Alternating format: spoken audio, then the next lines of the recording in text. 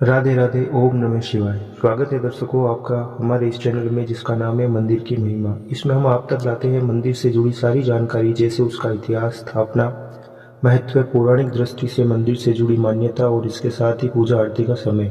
और लास्ट में हम आपको बताएंगे कि आपको यहाँ दर्शन के लिए कब और कैसे आना चाहिए। मेरा झुकाव भक्ति और भगवान की तरफ थोड़ा ज़्यादा है और मैं समय समय पर मंदिरों के दर्शन करते रहता हूँ, लेकिन मुझे जिज्ञासा रहती है कि मंदिर कब बना, कैसे बना, किसने बनाया, दर्शन का क्या फल मिलेगा। तो मैंने सोचा कि क्यों ना थोड़ी सी मेहनत करके इसका लाभ सबको दूँ, क्योंकि मेरी तरह ऐसे बहुत से लोग होंगे जिनको इस बारे में उत्सुकता होगी। सबसे पहले मैं शुरुआत कर रहा हूँ दुनिया के सबसे पावन और पूजनीय साक्षात भोलेनाथ से, जो ज्योतिर्लिंग के रूप में धरती पर विराजित है और हमारी रक्षा। धरती पर 12 ज्योतिर्लिंग है जो अलग अलग जगह स्थित है और हमारे धर्म में इनकी बहुत महत्वता है। 12 ज्योतिर्लिंगों में से सबसे पहला स्थान होता है सोमनाथ ज्योतिर्लिंग का। आज हम इसके बारे में सब कुछ जानेंगे। एक एक करके मैं आपको सारे ज्योतिर्लिंग के बारे में विस्तार से जानकारी दूंगा।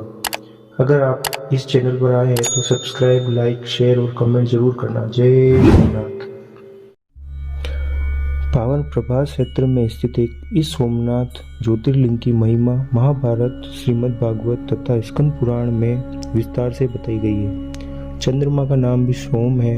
उन्होंने भगवान शिव को ही अपना नाथ स्वामी मानकर यहाँ तपस्या की थी और इसकी स्थापना की थी। इतिहास के विद्वानों के अनुसार सोमनाथ का स्थान प्राचीन काल से एक तीर्थ स्थल रहा है। तो इस संगम को त्रिवेणी संगम कहा जाता है। किंवदंती है कि मंदिर की प्रारंभिक रचना सबसे पहले चंद्रमा भगवान द्वारा बनाई गई थी, जिन्होंने सोने से मंदिर का निर्माण किया था। सूर्य देव ने इसके निर्माण में चांदी का प्रयोग किया था, जबकि भगवान कृष्ण ने इसे चंदन की लकड़ी से बनाया गया था।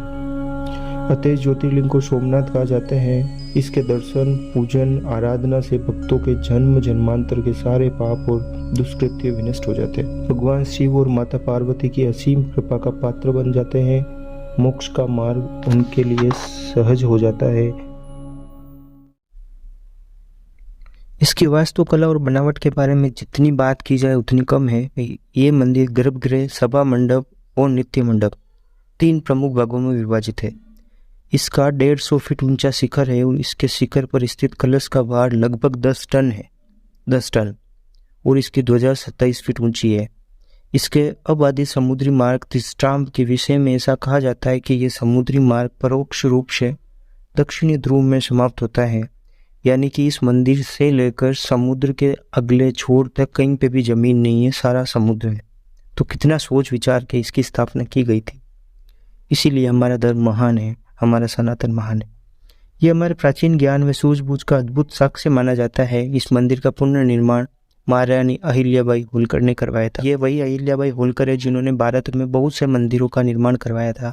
मैं एक डेडिकेटेड वीडियो इनके बारे में बनाऊंगा जब सारे मंदिर हो जाएंगे कवर, या बीच में जब आप कहोगे कि हमें अहिल्याबाई के बारे में जानना है तो मैं बना दूंगा। अब चलते हैं इसके अंदर की तरफ। तो इसके अंदर गर्भगृह में ज्योतिर्लिंग विराजमान है, एक सभा भवन और एक नित्य मंडप है। छत को लोड स्टोन से बनाया गया है और इसे बहुत ही सुंदर जल रंग चित्रों से सजाया गया है। ऐसे कहा जाता है कि अंदर से पूरा मंदिर पहले हीरे और जवाहरात से सजाया हुआ था, लेकिन हमलावरों ने सारा लूट लिया।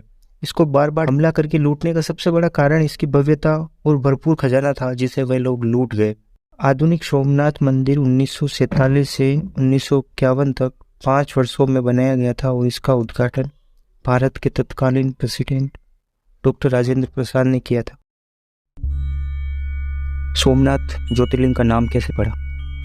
सारे ज्योतिर्लिंग की अपनी अपनी कहानियां हैं, अपनी अपनी महत्वता है। अब जानते हैं सोमनाथ का नाम सोमनाथ कैसे पड़ा। इसके बारे में हमारे ग्रंथों में एक कथा प्रचलित है। दक्ष प्रजापति की 27 कन्याएं थी, उन सभी का विवाह चंद्रदेव के साथ हुआ था, किंतु चंद्रमा का समस्त अनुराग व प्रेम केवल रोहिणी के प्रति ही रहता था। उन्होंने रोहिणी को पटरानी बना रखा था। उनकी इस कृत्य से दक्ष प्रजापति की अन्य कन्याएं बहुत अप्रसन्न रहती थी। उन्होंने अपनी ये व्यथा अपने पिता को सुनाई। दक्ष प्रजापति ने इसके लिए चंद्रदेव को अनेक बार समझाया, अनेक तरीकों से समझाया, किंतु रोहिणी के वशीभूत उनके हृदय पर इसका कोई प्रभाव नहीं पड़ा। अंततः दक्ष ने गुस्से में क्रुद्ध होकर उन्हें क्षयग्रस्त हो जाने का श्राप दे दिया। मतलब उनको ऐसा श्राप दे दिया जिसकी वजह से चंद्रमा तत्काल क्षयग्रस्त हो गए। उनके क्षयग्रस्त होते पृथ्वी पर सुधा, शीतलता, प्रसन्न का सारा कार्य रुक गया और चारों ओर त्राई त्राई मच गई। चंद्रमा भी बहुत दुखी और चिंतित थे। मतलब चंद्रमा को जो हम जानते थे उनकी शीतलता की वजह से जानते हैं, उनकी चांदनी की वजह से जानते हैं। अब चंद्रमा के पास उनकी शीतलता, उनकी चांदनी रहेगी ही नहीं, तो दुनिया में उनको क्यों जानेगी। तो उनकी वजह से उनका यश अपयश हो गया था। सारे ब्रह्मांड में, सारी पृथ्वी पर एकदम अंधेरा छा गया था। प्रार्थना सुनकर इंद्र आदि देवता और वशिष्ठ आदि ऋषिगण उनके उद्धार के लिए पितामह ब्रह्मा के पास गए। सारी बातों को सुनकर ब्रह्मा जी ने कहा, चंद्रमा अपने साफ विमोचन के लिए अन्य देवों के साथ पवित्र प्रभास क्षेत्र में जाकर मृत्युंजय भगवान शिव की आराधना करें। उनकी कृपा से अवश्य ही इनका श्राप नष्ट हो जाएगा और ये रोग मुक्त हो जाएंगे। उनके कहने के अनुसार चंद्रदेव ने भगवान मृत्युंजय की आराधना का सारा कार्य पूरा किया। उन्होंने घोर तपस्या करते हुए 10 करोड़ बार मृत्युंजय मंत्र का जाप किया। इससे प्रसन्न होकर मृत्युंजय भगवान शिव ने उन्हें अमरत्व का वर प्रदान किया। उन्होंने कहा, चंद्रदेव तुम शोक न करो, मेरे वर से तुम्हारा साफ मोचन तो होगा ही, साथ ही प्रजापति दक्ष के वचनों की रक्षा भी हो जाएगी। कहते हैं जिसमें इष्ट है, उन्होंने एक बार श्राप दे दिया तो वो श्राप खत्म नहीं हो सकता कभी, जब तक वो स्वयं बंदा नहीं चाहे। कृष्ण पक्ष में प्रतिदिन तुम्हारी एक कला क्षीण होगी, किंतु पुनः शुक्ल पक्ष में उसी क्रम से तुम्हारी एक कला बढ़ जाया करेगी। इस प्रकार प्रत्येक पूर्णिमा को तुम्हें पूर्ण चंद्रत्व प्राप्त होगा। चंद्रमा को मिलने वाले इस वरदान से सारे लोगों के प्राणी प्रसन्न हो गए। सुधाकर चंद्रदेव पुण्य दसों दिशाओं में सुधा वर्षण का कार्य पूर्व व्रत करने लगे। श्राप मुक्त होकर चंद्रदेव ने भगवान मृत्युंजय से प्रार्थना की और उनको बोला कि आप यहीं विराजमान हो जाओ माता पार्वती जी के साथ, और यहाँ पे धरती पर वो निवास करने लगे। बोलो सोमनाथ भगवान की जय। इस समय 3 बातें सीखने को मिलती है। पिता का श्राप कितना शक्तिशाली हो सकता है, जो चंद्रदेव अभी भी डो रहे हैं। दूसरी है, अगर आप सोच ले तो कुछ भी कर सकते हैं, क्योंकि दृढ़ निश्चय से ही चंद्रदेव तपस्या करके भगवान शिव को प्रसन्न करने में सफल हो गए। और सबसे प्रमुख हमारे भोलेनाथ, जो सच में बोले हैं वो सबको देते हैं जो भी उनके पास जाता है। सब लोग मानते हैं कि भगवान शंकर जो डिस्ट्रॉयर है, लेकिन मैं ऐसा नहीं मानता। मेरे हिसाब से वो पालनहार है, और अपने अगले सारे वीडियो में ये बात सिद्ध कर दूंगा कि कितनी बार उन्होंने सारे ब्रह्मांड को नष्ट होने से बचाया। आप इस बारे में क्या सोचते हैं, कमेंट करके हमें जरूर बताना कि भगवान भोलेनाथ पालनहार है या डिस्ट्रॉयर।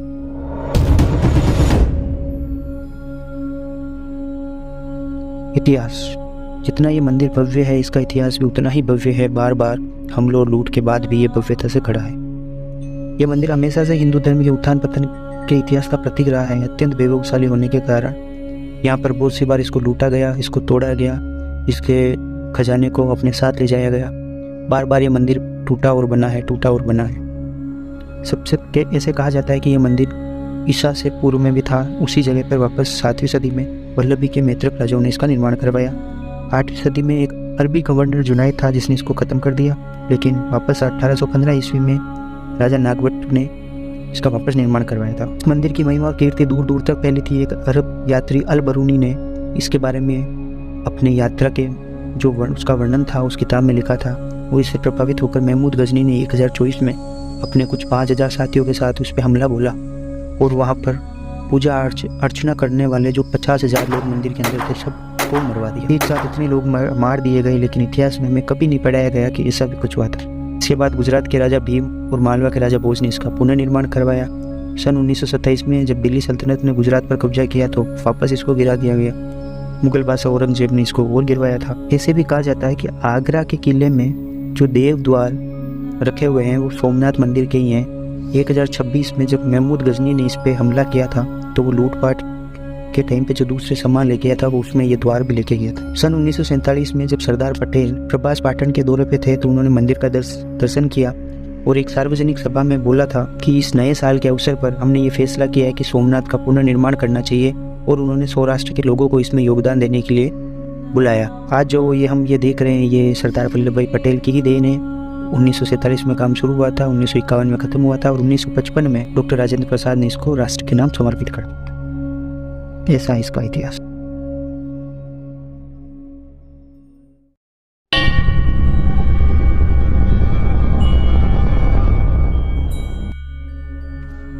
अब मैं आपको मंदिर के बारे में कुछ फैक्ट्स बताऊंगा। ऐसा कहते हैं कि ये मंदिर पहले पूरा सोने का बना हुआ था, बाहर से भी अंदर से भी। इसके बारे में मुझे कहीं ठोस सबूत तो नहीं मिले, लेकिन मुझे किसी पंडित जी ने बताया था कि ये पहले पूरे सोने का था, लेकिन बार बार हमला हुआ, इसके सारे सोने को वो लोग लूट ले गए। अब जहाँ पर शिवलिंग स्थित है सिर्फ वहीं पर सोना लगा हुआ है, वो सोने का बना हुआ है। बाकी दूसरे वास्तुकला की दृष्टि से वो महत्वपूर्ण होंगे, लेकिन मुझे लगा कि एक ये बात भी आपको पता होनी चाहिए। अब स्कंद पुराण के अनुसार हर बार जब दुनिया का पुनर्निर्माण होगा तो सोमनाथ मंदिर का नाम बदल जाएगा। शायद हम देखने के लिए नहीं होंगे, लेकिन ये बात भी सही है। कहते हैं कि मंदिर में शिवलिंग अपने खोखलेपन के भीतर सुरक्षित रूप से छिपा हुआ है प्रसिद्ध श्यमंतक मणि दार्शनिक का पत्र जो भगवान कृष्ण से जुड़ा। कहा जाता है कि एक जादुई पत्थर होता है जिससे सोना निकल सकता है। ऐसा माना जाता है कि भगवान ब्रह्मा हाल ही में समाप्त होने के बाद एक नई दुनिया का निर्माण करेंगे तो सोमनाथ को प्राणनाथ मंदिर का नाम प्राप्त होगा। मंदिर की दीवारों पर शिव के साथ साथ भगवान ब्रह्मा और विष्णु की मूर्तियां भी देखी जा सकती है। अगला फैक्ट है, स्कंद पुराण के प्रभास खंड के अनुसार पार्वती के प्रश्न का उत्तर देते हुए भगवान शिव बताते हैं कि अब तक 8 बार सोमनाथ का नाम लिया गया है, यानी 8 बार सोमनाथ का नाम भगवान शिव ने अपने मुंह से लिया। स्कंद पुराण के एक अन्य प्रसंग के अनुसार लगभग 6 ब्रह्मा हुए हैं। ये 7वें ब्रह्मा का युग है जो सतानंद कहलाते हैं। भगवान शिव यह भी बताते हैं कि 7वें युग में मंदिर का नाम सोमनाथ था और अंतिम युग में शिवलिंग को मृत्युंजय कहा जाता है। ये कुछ फैक्ट्स थे जो मुझे बताने थे इस मंदिर के बारे में। हमने मंदिर का इतिहास, वास्तुकला, नामकरण सब कुछ जान लिया है। अब हम चलते हैं दर्शन और आरती के बारे में कुछ जानकारी कि जब भी आप यहाँ दर्शन के लिए पधारे तो आपको कोई कष्ट ना हो। और मैं एक और बात जोड़ना चाहूँगा कि जब भी आप यहाँ दर्शन के लिए आए तो पूरे दिन में जो 3 आरती होती है कम से कम उसमें आप एक आरती का लाभ ले सके जिसकी आपकी यात्रा का फल दुगना हो जाए। यहाँ पर मंदिर में 3 आरती होती है, सुबह 7 बजे, दिन में 12 बजे और शाम को वापस 7 बजे। तो आप अपना कार्यक्रम में कोई ऐसा समय जरूर डालें जिसमें तीनों आरती में से कोई एक आरती में आप प्रस्तुत हो सके। जैसा कि मंदिर सुबह 6 बजे से रात को 9 बजे दर्शन के लिए खुला रहता है और इसमें एक दिन में 3 बार भगवान की आरती होती है। ये मैं आपको बता चुका हूँ। अभी एक चीज़ और है कि इसमें एक लाइट शो होता है जो रात को 8 बजे से लेकर 9 बजे तक होता है, जिसमें मंदिर के इतिहास, वास्तुकला, इसकी भव्यता के बारे में लाइट शो से बताया जाता है। तो अगर आप इसके इच्छुक हो रात के 8 से 9 के बीच ये भी देख सकते हैं। यहाँ तक भगवान सोमनाथ के बारे में था। अब आपको मैं ले चलता हूँ आसपास के कुछ दर्शनीय स्थल हैं इनके बारे में।